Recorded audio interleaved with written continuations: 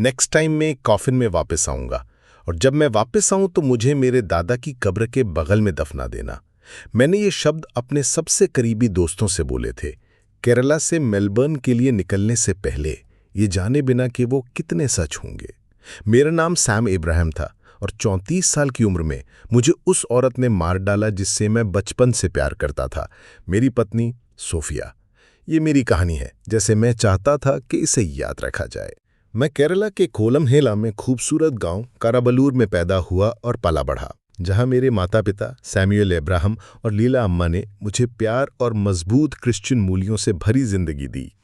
हमारा गांव छोटा था पर जिंदा दिल था, जहां हर कोई एक दूसरे के परिवारों को कई पीढ़ियों से जानता था।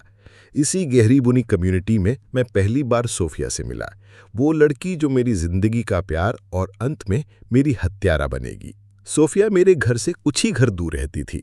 हमारे परिवार, इब्राहिम्स और सोफिया का परिवार, तब से दोस्त है जब से किसी को याद है।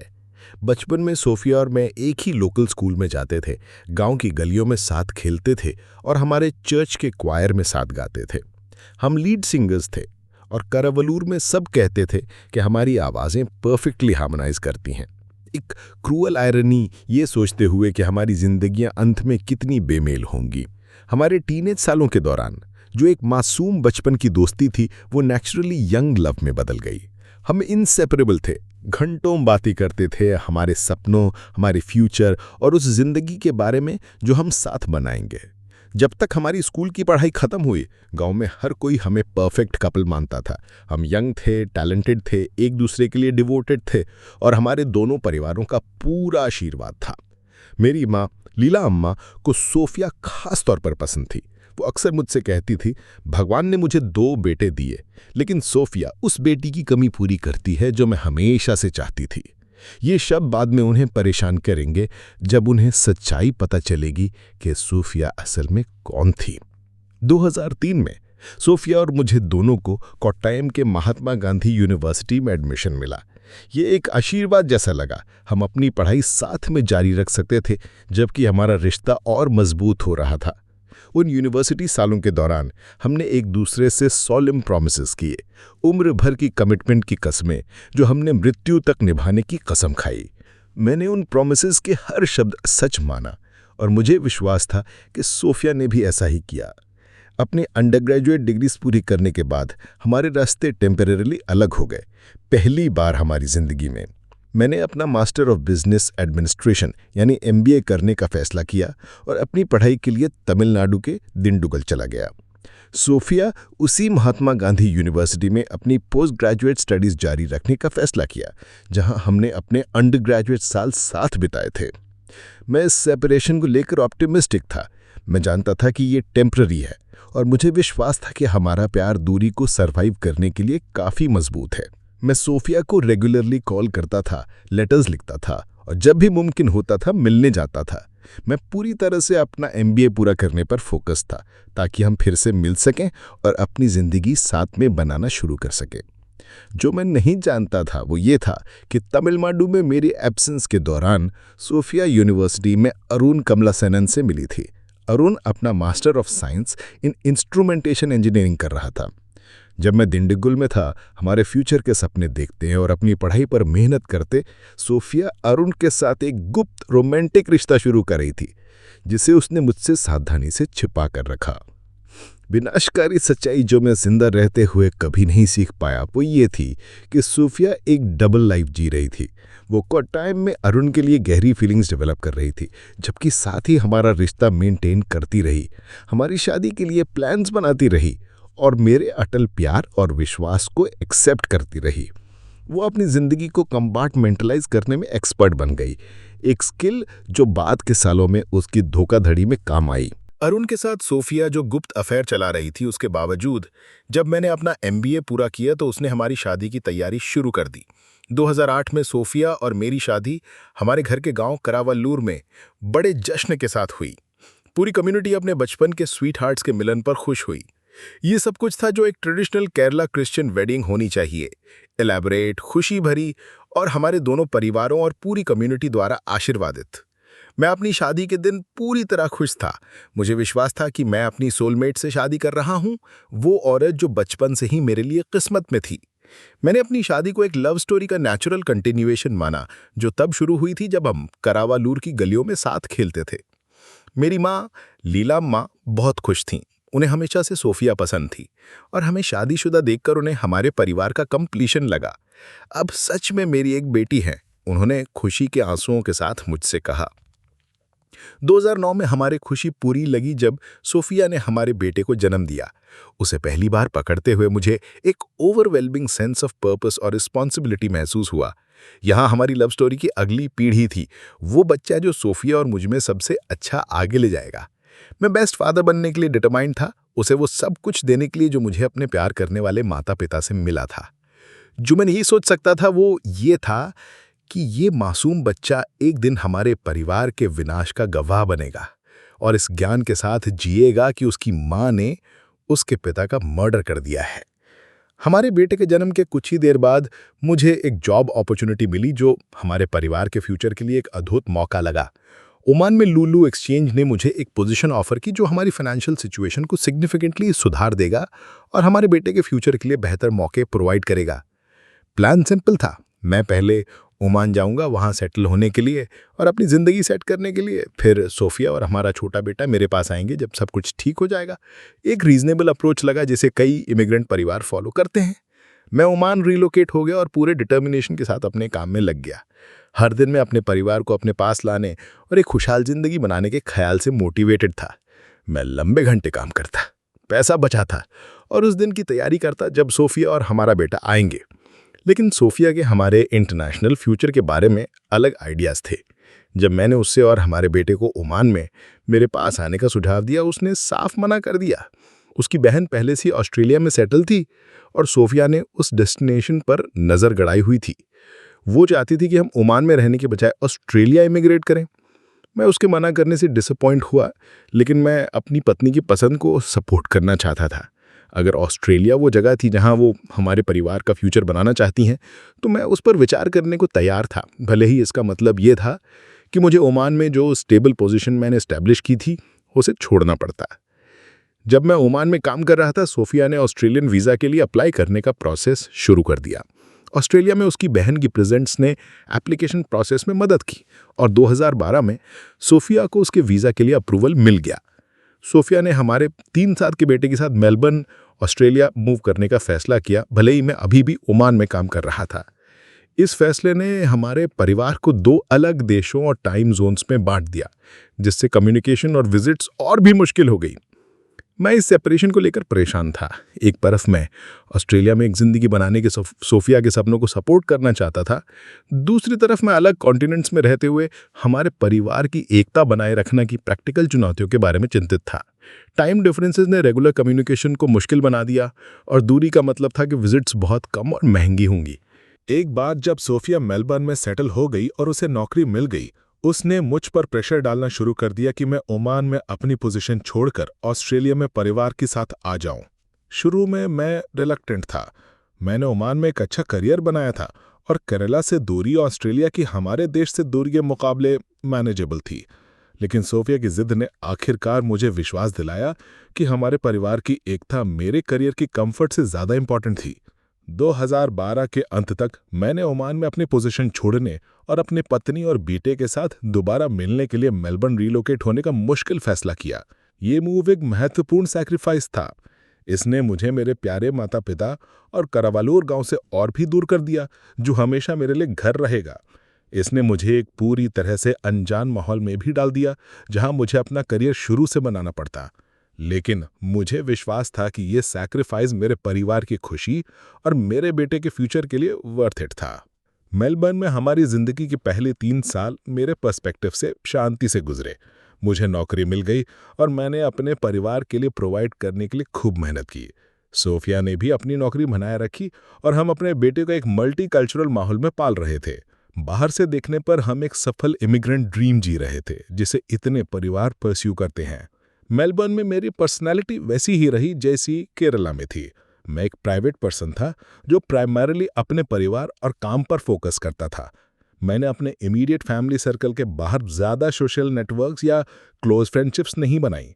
ये कुछ हद तक आइसोलेटेड लाइफस्टाइल मेरी नेचुरल इंट्रोवर्जन की वजह से थी, लेकिन इसलिए भी थी क्योंकि मैं अपने नए देश में अपनी फाइनेंशियल सिक्योरिटी स्टैब्लिश करने पर फोकस था।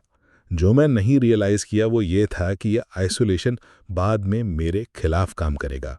मेरे आसपास बहुत कम लोग थे जो उस खतरे के साइंस नोटिस कर सकते थे जिसमें मैं था, या जो मेरी अंत में हुई मौत के सर्कमस्टांसेस पर सवाल उठा सकते थे। मेरे अनजान सोफिया ने जनवरी 2013 में कदम उठाया था जो हमेशा के लिए हमारे परिवार की डायनामिक्स बदल देगा और अंत में मेरी किस्मत तय कर देगा। मेरे मेलबर्न रिलोकेट होने के ठीक 1 महीने बाद सोफिया ने अरुण कमलासनन, अपने यूनिवर्सिटी के दिनों के अपने गुप्त प्रेमी को भी मेलबर्न इमिग्रेट करने का बंदोबस्त कर दिया था। इस डेवलपमेंट का शॉकिंग पहलू जो मैं जिंदा रहते हुए कभी नहीं जान पाया वो ये था कि अरुण अब सिंगल नहीं था।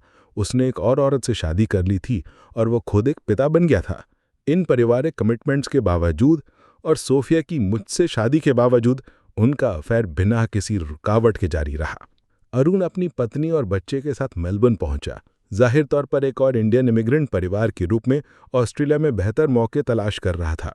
बाहर के सभी देखने वालों के लिए, जिसमें मैं भी शामिल था, वे मेलबर्न की बड़ी इंडियन कम्युनिटी में बस एक और इमिग्रेंट परिवार थे। मुझे सस्पेक्ट करने का कोई रीज़न नहीं था कि ये आदमी मेरे परिवार या मेरी ज़िंदगी के लिए कोई खतरा है। मेरे और अरुण दोनों के मेलबर्न में रहने से सोफिया खुद को एक बेहद कॉम्प्लेक्स सिचुएशन में पाई जिसे एक्स्ट्रा ऑर्डिनरी धोखेबाजी के स्किल्स की ज़रूरत थी। वो मुझसे अपनी शादी मेंटेन कर रही थी, जबकि साथ ही अरुण के साथ एक पैशनेट अफेयर चला रही थी। दोनों आदमी एक ही शहर में रह रहे थे, दोनों ऑस्ट्रेलिया में अपनी जिंदगी बनाने के लिए काम कर रहे थे, और ना ही मुझे और ना ही अरुण की पत्नी को ऑनगोइंग रिश्ते के बारे में सच पता था। सोफिया ने खुद को अपनी जिंदगी को कंपार्टमेंटलाइज करने में एक्सेप्शनली स्किल्ड साबित किया। मेरे लिए वो डिवोटेड पत्नी और माँ बनी रही जो ऑस्ट्रेलिया में हमारे परिवार की सफलता पर फोकस्ड थी।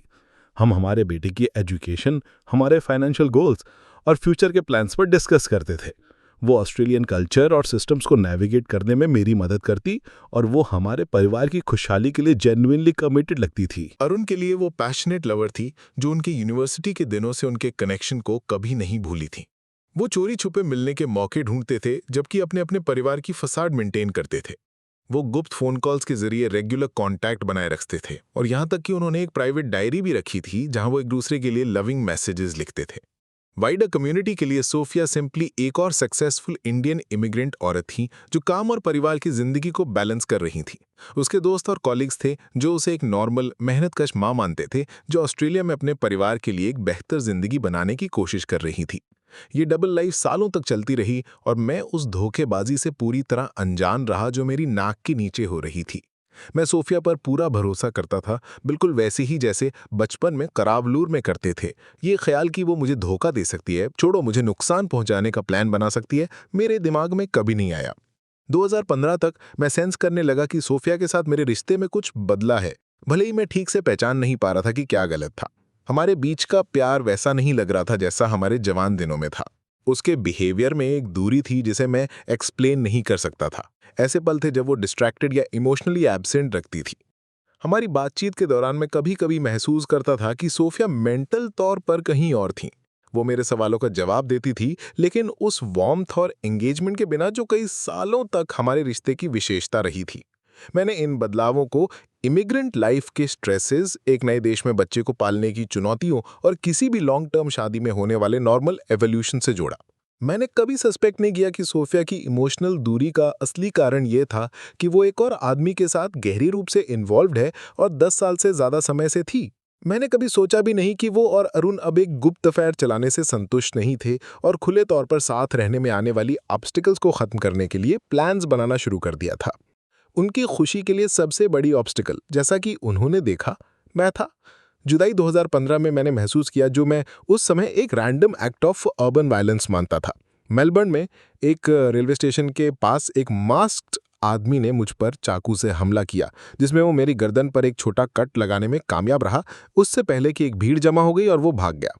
यह हमला अचानक और भयानक था। एक पल में नॉर्मली चल रहा था और अगले ही पल एक अनजान आदमी ने मुझ पर वार किया जो कहीं से भी आ गया था। मेरे गर्दन पर लगा कट गहरा नहीं था, लेकिन ये ब्लड वेसल्स के इतना पास था कि मुझे रियलाइज हुआ कि मैं मारा जा सकता था। मैंने इस घटना की मेलबर्न पुलिस को रिपोर्ट की, लेकिन हमला करने वाला भीड़ में गायब हो गया था और उनके पास फॉलो करने के लिए कोई क्लियर लीड्स नहीं थी। पुलिस ने इसे एक रैंडम स्ट्रीट क्राइम माना, उस तरह की अनफॉर्चुनेट घटना जो किसी के साथ भी एक बड़े अर्बन सेंटर में हो सकती है। मैंने उस हमले को भुलाने की कोशिश की और अपनी नॉर्मल जिंदगी जारी रखने की कोशिश की, लेकिन इसने मेरे अंदर एक लिंगरिंग सेंस ऑफ वल्नरेबिलिटी छोड़ दी। उसके बाद कई हफ्तों तक मैं खुद को और ज़्यादा पीछे मुड़कर देखता हुआ पाया और अकेले चलते वक्त अपने आसपास के बारे में ज़्यादा अवेयर हो गया। जो मैंने कभी सस्पेक्ट नहीं किया वो ये था कि यह हमला असल में मेरी जिंदगी पर पहली कोशिश थी, जिसे अरुण ने एक मर्डर प्लॉट के हिस्से के रूप में प्लान किया था। जब ये शुरुआती कोशिश गवाहों की प्रेजेंस और अरुण की हमले को इफेक्टिवली पूरा करने में असफलता के कारण फेल हो गई, सोफिया और अरुण ने रियलाइज किया कि उन्हें एक ज्यादा फूल प्रूफ प्लान बनाना पड़ेगा। उन्होंने अगले 3 महीने मेरे मर्डर की प्लानिंग में बिताए। चाकू हमले के 3 महीने बाद मैंने छुट्टी लेने और सोफिया और हमारे बेटे के साथ केरला वापस जाने का फैसला किया। ये ट्रिप मेरे प्यारे देश के लिए आखिरी विजिट होगी और करावालूर में मेरे माता पिता और दोस्तों से मिलने का मेरा आखिरी मौका। जिस पल मैं केरला में प्लेन से उतरा, मुझे शांति और अपनेपन का एक एहसास हुआ जो मैंने कहीं और महसूस नहीं किया था।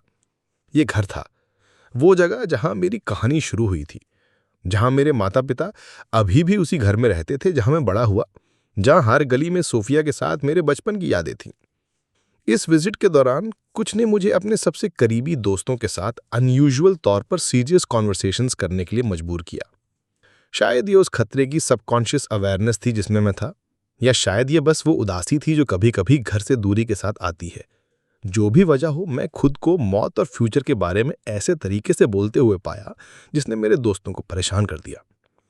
मैंने उन्हें बताया कि सोफिया के साथ मेरा रिश्ता बदल गया है, कि हमारे बीच का प्यार वैसा नहीं रहा जैसा हमारे जवान दिनों में था।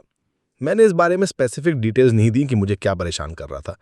मैं कैसे देता जब मैं खुद ही नहीं समझता था। मेरे दोस्तों ने माना कि एक नॉर्मल फेज था जो कई शादीशुदा कपल्स महसूस करते हैं, और उन्होंने मुझे जो भी चुनौतियां हम फेस कर रहे थे उन्हें सॉल्व करने के लिए इनकरेज किया। ज्यादा परेशान करने वाली मेरी अपनी मौत के बारे में कमेंट्स थी। मैंने अपने दोस्तों से कहा कि अगली बार जब मैं केरला वापस आऊंगा तो वो एक कॉफिन में होगा, और मैंने स्पेसिफिकली रिक्वेस्ट की थी कि मुझे मेरे दादा की कब्र के बगल में दफना दिया जाए। ये कमेंट्स इतने अनयूजुअल और डार्क थे कि वो मेरे दोस्तों को याद रहे, भले ही उस समय उन्होंने माना कि मैं बस ऑस्ट्रेलिया में एक पूरी जिंदगी जीने के बाद अपने देश में अर्थ में दफनाए जाने की इच्छा व्यक्त कर रहा हूं। पीछे मुड़ के देखा, मैं सोचता हूं कि क्या मेरे किसी हिस्से ने उस खतरे को महसूस कर लिया था जो सोफिया और अरुण रिप्रेजेंट करते थे। शायद मैंने सबकॉन्शियसली सोफिया के बिहेवियर में इनकंसिस्टेंसीज नोटिस की थी, या शायद चाकू हमले ने मुझे एक इंट्यूटिव अवेयरनेस दी थी कि मेरी जिंदगी खतरे में है, लेकिन कॉन्शियसली मैं अपने खिलाफ प्लॉट से अनजान रहा। अक्टूबर 11, 2015 को सोफिया, हमारा बेटा और मैं मेलबर्न वापस जाने वाली अपनी फ्लाइट में चढ़ गए। केरला विजिट के दौरान मेरी डार्क प्रेमोनिशंस के बावजूद मैं अपनी पत्नी और बेटे को पीछे छोड़ने का फैसला नहीं ले पाया। हमारी शादी में जो भी प्रॉब्लम्स थी, मैं उन्हें सॉल्व करने और अपने परिवार की यूनिट बनाए रखने के लिए कमिटेड रहा। मेलबर्न वापस आने वाली फ्लाइट रूटीन थी और हम ऑस्ट्रेलिया में अपनी नॉर्मल जिंदगी में सेटल हो गए। मैं अपने काम पे वापस चला गया, सोफिया ने अपनी नौकरी शुरू कर दी और हमारे बेटे ने अपनी एजुकेशन जारी रखी। हमें देखने वाले किसी भी इंसान के लिए हम बस एक और इमिग्रेंट परिवार थे जो एक छुट्टी के बाद घर वापस आने के बाद लाइफ में एडजस्ट कर रहा था। लेकिन सोफिया और अरुण ने केरला विजिट के दौरान का समय मेरे मर्डर प्लान को फाइनलाइज करने के लिए इस्तेमाल किया था। उन्होंने फैसला किया था कि मेलबर्न में मेरी वापसी उनके प्लॉट को एग्जीक्यूट करने का समय होगा, और उन्होंने कई महीने इस पल के लिए तैयारी की थी। मेरे पास बस 3 दिन बचे थे। अक्टूबर 13, 2015 की शाम को केरला से हमारी वापसी के बस 3 दिन बाद सोफिया ने उनके मर्डर प्लान का फाइनल फेज शुरू किया। उसने मेरे लिए एक एवोकाडो मिल्कशेक तैयार किया जो अनयूजुअल था, क्योंकि यह हमारे नॉर्मल रूटीन का हिस्सा नहीं था, लेकिन मुझे इसमें कुछ भी सस्पिशियस नहीं लगा। सोफिया मेरी पत्नी थी, हमारे बच्चे की माँ थी, वो औरत जिसे मैं बचपन से प्यार करता था। उस पर मुझे नुकसान पहुंचाने की कोशिश करने का शक करना लिटरली अनथिंकेबल था। मैंने बिना झिझक के मिल्कशेक पी लिया, सोफिया पर पूरा भरोसा करते हुए, जैसा मैंने हमेशा किया था। मुझे पता नहीं था कि उसने उसमें सेडेटिव मेडिकेशन मिला दी थी जो मुझे बेहोश और हेल्पलेस कर देगी। जैसे ही सेडेटिव्स का असर शुरू हुआ, मैं कंफ्यूज्ड और डिसोरिएंटेड हो गया। मैं अजीब सा ड्राउजी महसूस कर रहा था और क्लियर सोच मेंटेन नहीं कर पा रहा था। मैं लेट गया, ये समझने की कोशिश करते हुए कि मैं इतना अजीब क्यों महसूस कर रहा हूं और होश में क्यों नहीं रह पा रहा हूं। अपनी ड्रग स्टेट में शायद मैंने सोफिया से पूछा होगा कि मुझे क्या हुआ है, लेकिन मुझे उसका जवाब याद नहीं है। जब मैं सेडेटिव्स के असर से बेहोश या सनी कॉन्शियस था, सोफिया ने अरुण से कांटेक्ट किया और इशारा दिया कि उसके लिए हमारे घर आने का समय आ गया है। अरुण मेन दरवाजे से नहीं घुसा, जिससे पड़ोसियों को नोटिस हो सकता था या सिक्योरिटी कैमरास में कैप्चर हो सकता था। इसके बजाय वो हमारे गराज से अंदर आया और डिटेक्शन से बचने के लिए एक खिड़की से चढ़ा। अरुण मर्डर के लिए तैयार होकर आया था। वो अपने साथ साइनाइड पॉइजन और उसमें मिलाने के लिए ऑरेंज जूस लाया था।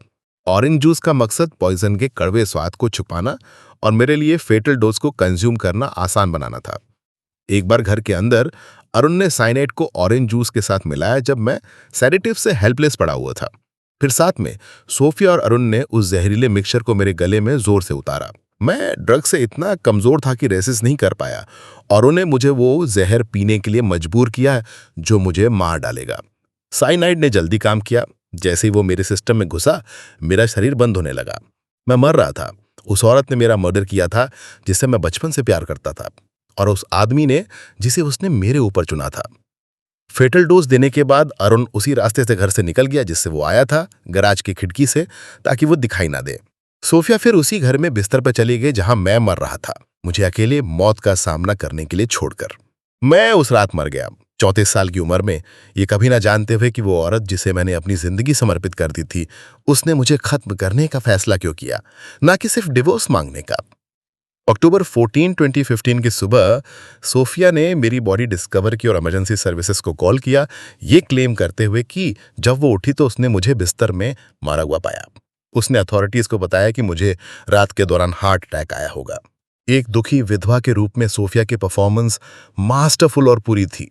उसने कन्विंसिंगली सोसअप किया, शॉर्ट और डेवस्टेटेड दिखाई दी, और हार्ट ब्रोकन वाइफ का रोल इतनी अच्छी तरह से निभाया कि उसने शुरू में सबको बेवकूफ बना दिया। उसने केरला में मेरे माता पिता को कॉल किया, मेरे प्यारे पिता सैमुअल अब्राहम और मेरी प्यारी माँ लीला अम्मा को, सोब करते हुए उन्हें ये डेवस्टेटिंग न्यूज़ दी कि उनके बेटे की अचानक हार्ट अटैक से मौत हो गई है। मेरे माता पिता खबर से टूट गए थे, लेकिन उनके पास किसी भी ट्रैजिक नेचुरल डेथ के अलावा कुछ भी सस्पेक्ट करने का कोई रीजन नहीं था। उन्होंने तुरंत मेलबर्न आने का बंदोबस्त करना शुरू कर दिया ताकि वो सोफिया को सपोर्ट कर सके और मेरे फ्यूनरल का इंतजाम कर सके। मेरी माँ लीला अम्मा खास तौर पर डेवस्टेटेड थी। उन्होंने ना सिर्फ अपना बेटा खोया था, बल्कि अब उन्हें सोफिया और हमारे बच्चे की चिंता भी थी, जिसे वो अपने परिवार की तरह प्यार करती थी। बस सोच भी नहीं सकती थी कि सोफिया एक विदेशी देश में एक सिंगल मदर के रूप में कैसे मैनेज करेगी, और वो जो भी सपोर्ट दे सकती थी वो देना चाहती थी। मेलबर्न पुलिस द्वारा शुरुआती इन्वेस्टिगेशन हार्ट अटैक थ्योरी को सपोर्ट करने लगी।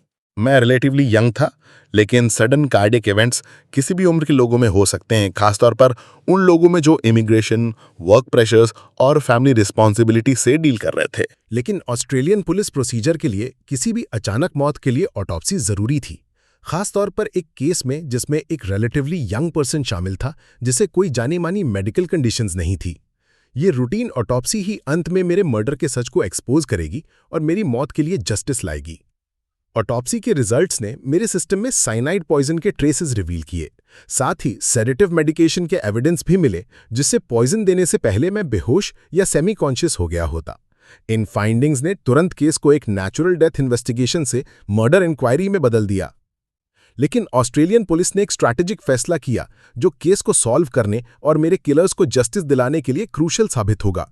पॉइजन के डिस्कवरी को तुरंत अनाउंस करने और पब्लिक मर्डर इन्वेस्टिगेशन शुरू करने के बजाय उन्होंने इस इन्फॉर्मेशन को सीक्रेट रखने का फैसला किया। उन्होंने सोफिया और अरुण को यह विश्वास करने दिया कि हार्ट अटैक थ्योरी को ऑफिशियल कॉज ऑफ डेथ के रूप में एक्सेप्ट कर लिया गया है। यह फैसला अपनी टैक्टिकल इंप्लीकेशंस में ब्रिलियंट था। मर्डर डिस्कवरी को सीक्रेट रखकर पुलिस ने सोफिया और अरुण को सिक्योरिटी का एक झूठा एहसास दिया। उन्हें विश्वास था कि उन्होंने परफेक्ट ट्राइंग किया है और कोई भी मेरी मौत के सच पर शक नहीं कर रहा। जबकि पब्लिकली एक पोजीशन मेंटेन करते हुए कि मेरी मौत नेचुरल कॉजेस से हुई थी, ऑस्ट्रेलियन पुलिस ने मेरी मौत में एक इंटेंसिव कोवर्ट इन्वेस्टिगेशन शुरू की। उन्होंने सोफिया को तुरंत सर्वेलेंस में ले लिया जब वो केरला में मेरे फ्यूनरल के बाद मेलबर्न वापस आईं। मेरी मौत के बाद के हफ्तों और महीनों में सोफिया के बिहेवियर ने पुलिस को उसकी गिल्ट का क्रूशियल एविडेंस दिया। एक दुखी विधवा से एक्सपेक्टेड बिहेवियर मेंटेन करने के बजाय सोफिया ने जल्दी ही एक्शंस लेना शुरू कर दिए, जिनसे अरुण के साथ उसके असली रिश्ते का खुलासा हुआ। मेरे फ्यूनरल के बाद मेलबर्न वापस आने के कुछ ही हफ्तों के अंदर सोफिया ने मेरी कार की ओनरशिप अरुण के नाम पर ट्रांसफर कर दी। ये एक विधवा के लिए इतनी जल्दी अपने पति की मौत के बाद एक अनयूजुअल फैसला था, खासतौर पर वैल्यूएबल प्रॉपर्टी को उस इंसान को ट्रांसफर करना जो सपोजिडली सिर्फ एक फैमिली फ्रेंड था। सोफिया और अरुण ने साथ में जॉइंट बैंक अकाउंट्स भी खोल लिए, एक और एक्शन जो एक रीसेंट विधवा और एक मैरिड फैमिली फ्रेंड के लिए बेहद अनयूजुअल होता। इन फाइनेंशियल इंटेंगलमेंट्स ने साफ एविडेंस दिया कि उनका रिश्ता उनके दिखाए जाने से कहीं ज्यादा महत्वपूर्ण था। 10 महीने की सीक्रेट इन्वेस्टिगेशन के दौरान पुलिस ने सोफिया और अरुण के खिलाफ और भी ज्यादा डैमिंग एविडेंस जमा किया। उन्होंने सोफिया का फोन टैप किया और अरुण के साथ उसकी बातचीत रिकॉर्ड की, जिससे उनके रिश्ते की इंटीमेट नेचर और उनकी इस बात पर राहत का खुलासा हुआ कि उनका मर्डर प्लान अपैरेंटली सफल हो गया था। दोनों अब खुले तौर पर एक दूसरे के साथ ज्यादा समय बिताने लगे। अब उन्हें अपने रिश्ते को छुपाने की जरूरत नहीं थी, क्योंकि मैं मर चुका था। उन्होंने आवर्स तक रोमांटिक फोन कॉन्वर्सेशंस की और उन्होंने प्राइवेट समय साथ में बिताया ऐसे तरीकों से जो एक विधवा और एक मैरिड फैमिली फ्रेंड के लिए पूरी तरह से अनुचित होता। शायद सबसे ज्यादा नुकसान पहुंचाने वाली चीज एक प्राइवेट डायरी की डिस्कवरी थी, जिसे सोफिया और अरुण ने अपने पूरे रिश्ते के दौरान बनाए रखा था। इस डायरी में उन्होंने एक दूसरे को पैशनेट लव लेटर्स लिखे, अपनी भक्ति और साथ में एक जिंदगी बनाने के सपनों को व्यक्त करते हुए। डायरी ने उनके 10 साल लंबे अफेयर और मुझे हमेशा के लिए अपनी जिंदगी से बाहर करने की उनकी मोटिवेशन का क्लियर डॉक्यूमेंट्री एविडेंस दिया। 10 महीने की सावधानीपूर्वक जांच और सबूत इकट्ठा करने के बाद ऑस्ट्रेलियन पुलिस ने आखिरकार अपनी चाल चली। अगस्त 2016 में उन्होंने मुझे मर्डर करने के आरोप में सोफिया और अरुण कमलासनन दोनों को एक साथ गिरफ्तार कर लिया। ये गिरफ्तारी मेलबर्न की इंडियन कम्युनिटी और केरला में मेरे परिवार के लिए एक पूरा शौक था। सोफिया ने दुखी विधवा की अपनी भूमिका इतनी कन्विंसिंगली निभाई थी कि मेरे माता पिता भी मेरी मौत के बाद उसे इमोशनली और फाइनेंशियली सपोर्ट करते रहे। जब मेरे पिता सैमुअल अब्राहम और मेरी मां लीला अम्मा को ऑस्ट्रेलियन पुलिस से फोन कॉल आया कि उनकी प्यारी बहू को उनके बेटे का मर्डर करने के लिए गिरफ्तार कर लिया गया है, उनका शौक और दर्द अवर्णनीय था। जिस औरत को उन्होंने अपनी बेटी की तरह प्यार किया, जिसे उन्होंने उसके सपोजिट दुख में सहारा दिया था, वो असल में उनके बेटे की मौत की आर्किटेक्ट थी। जब पहली बार अपने खिलाफ सबूतों का सामना हुआ तो सूफिया ने अपनी बेगुनाही बनाए रखने की कोशिश की। उसने पुलिस को यह भी सुझाव दिया कि शायद मैंने जहर लेके सुसाइड कर लिया था।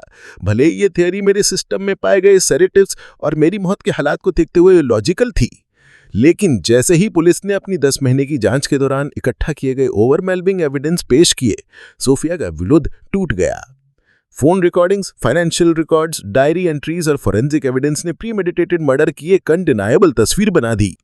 आखिरकार सोफिया ने मेरे मर्डर में अपनी भूमिका कन्फेस की। पुलिस को इस बारे में डिटेल्ड इंफॉर्मेशन दी कि कैसे उसने और अरुण ने क्राइम को प्लान और एग्जीक्यूट किया था। अरुण की गिरफ्तारी पर प्रतिक्रिया अलग थी, लेकिन equally revealing.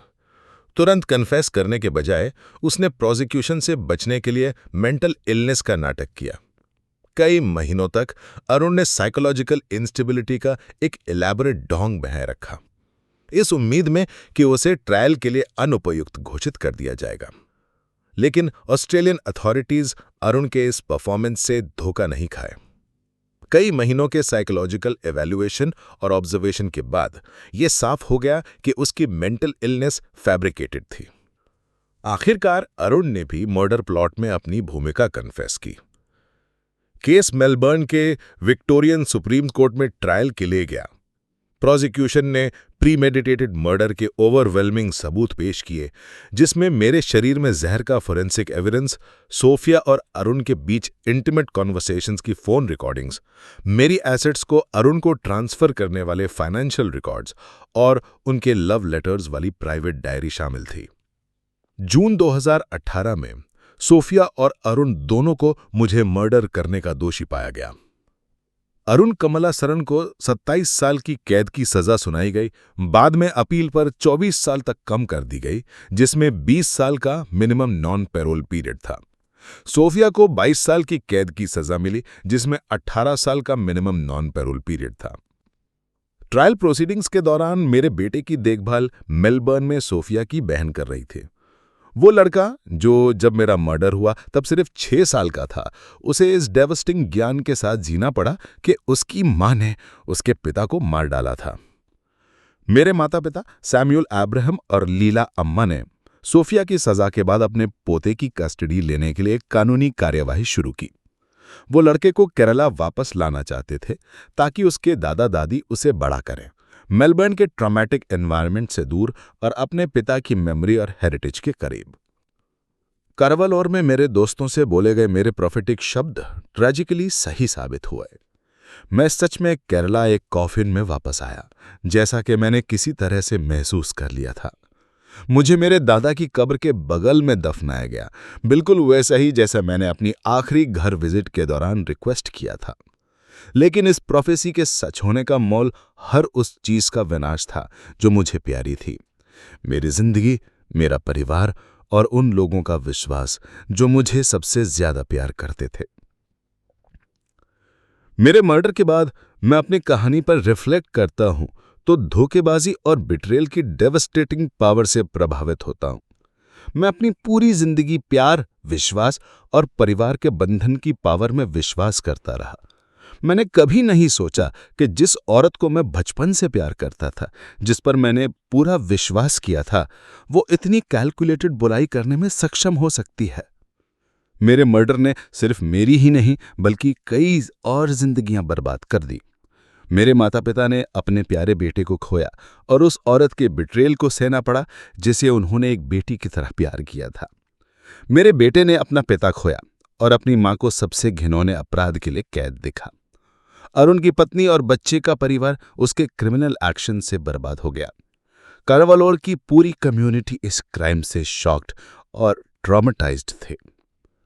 Sam Abraham murder case एक ट्रेजिक रिमाइंडर के रूप में काम करता है कि धोखेबाजी और व्यभिचार सबसे एक्सट्रीम कॉन्सिक्वेंसेस तक बढ़ सकते हैं जब लोग ऑनेस्ट कम्युनिकेशन या डिवोर्स के बजाय मर्डर चुनते हैं। ये दिखाता है कि कभी कभी हमारे सबसे करीबी लोग, जिन पर हम सबसे ज्यादा विश्वास करते हैं, सबसे बड़े बिट्रेयल्स करने में सक्षम होते हैं।